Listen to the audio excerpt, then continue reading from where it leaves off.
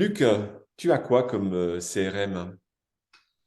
Écoute, pour équiper mes 10 commerciaux, j'ai le premier CRM au monde, Microsoft Excel, tout simplement. Et puis à cela, on a rajouté l'utilisation d'Outlook, un petit dossier partagé sur un de nos serveurs. Bon, il y a une ou deux Dropbox qui traînent, mais qui sont très mal gérées. Et puis surtout, on a la bonne vieille petite boîte en bois avec toutes les cartes de visite. Arrives-tu à avoir donc une vision centralisée de ton portefeuille de business? Pas véritablement, si ce n'est quand j'arrive à regrouper mes équipes une fois par mois et à les questionner les uns après les autres. Donc beaucoup de pertes de temps, pas évident.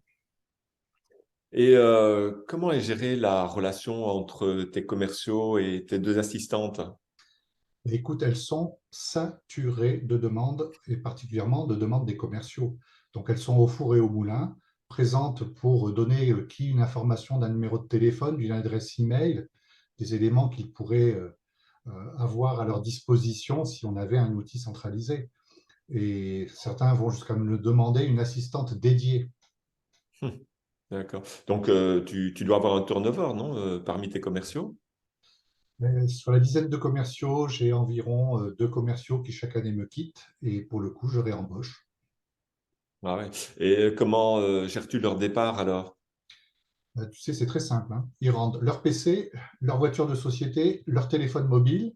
Il y en a même l'un d'entre eux qui a trouvé le moyen de me faire un reset constructeur et d'effacer le contenu de son ordinateur portable. Je te dirais que honnêtement, je ne sais pas trop ce que j'aurais fait du contenu de son PC. Ouais. Et lors de l'arrivée de nouveaux commerciaux, parce que tu embauches du coup de nouveaux commerciaux, comment ça se passe? Ben là, c'est très simple, hein. Ils ont un PC, une voiture de société, un téléphone mobile et ils attaquent dans le dur. Ah. Et envisagerais-tu dans l'avenir un CRM pour ton entreprise? Tu sais ce que c'est qu'un CRM, hein, je pense.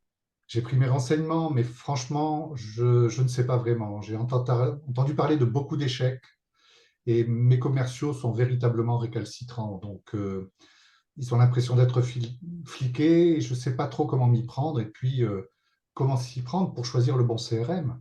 Ouais, ouais. Et imaginons que tu équipes ton entreprise d'un CRM. Quelles seraient pour toi ses fonctionnalités? Si je devais mettre en place un CRM, ce serait avant tout pour avoir des données centralisées. Ensuite, pour bénéficier d'une traçabilité de toutes les actions importantes, si tu veux, qui sont liées à des affaires, des contacts, des clients.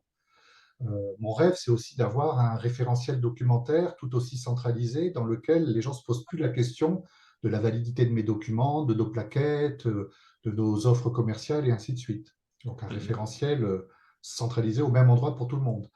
Ça me permettrait aussi, nous qui travaillons dans les services, de pouvoir suivre quelques projets un peu complexes, en affectant des ressources, en suivant éventuellement quelques traçabilités d'actions menées sur ces projets.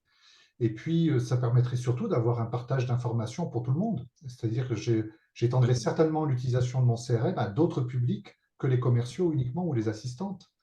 ouais, bien Et sûr. je pense que ce serait l'occasion, parce que je sais que ça existe, de gérer mes réclamations clients. Non pas que j'ai beaucoup de réclamations, mais ça nous permettrait d'avoir aussi cette traçabilité, donc des Centralisé, ouais. litiges, des SAV et ainsi de suite. Et puis enfin, pour le parti marketing, comme rien n'existe aujourd'hui chez moi, mais je prévois d'embaucher quelqu'un pour le marketing et la communication, ça nous permettrait d'organiser nos campagnes, aussi bien pour nos clients à fidéliser que pour nos prospects à chasser. Et enfin, là c'est pour ma partie personnelle, je rêve d'avoir des tableaux de bord pour piloter Ah un oui, peu tout ça. bien sûr. Évident. Et imaginons toujours, hein, si tu étais convaincu de l'utilité d'un CRM, quel budget serais-tu prêt à y consacrer? Écoute, j'ai appris que les tarifs faisaient le grand écart. Ça pouvait démarrer autour de 10 euros par utilisateur et par mois. Et j'ai aussi compris que le prix sérieux, je dirais, d'un CRM était, semble-t-il, autour de 50 euros par utilisateur et par mois. Et j'y suis prêt. Et ça me permettrait d'avoir en plus une solution relativement costaud à ce prix-là, semble-t-il. Et puis, je cherche à me projeter au moins pour 10 ans, un petit peu comme je l'ai fait Ouais, avec bien mon entendu. ERP. C'est sûr qu'il ne faut pas se tromper. Tu sais qu'il existe énormément de CRM en France, dans le monde, en Europe, hein. Comment t'y prendrais-tu pour choisir le bon, le meilleur, celui où il n'y aura pas de surprise pour toi? Alors effectivement, j'ai lu qu'il y avait à peu près 200 logiciels sur le marché français. Et là, clairement, je ne vais pas m'embêter, je vais me faire accompagner. J'ai entendu Ouais. parler de CRM ERP Catalyst. Ah oui. Comme en plus, ils proposent des diagnostics gratuits, je ne vais pas m'en priver. Donc, je te dis, Ouais, ouais.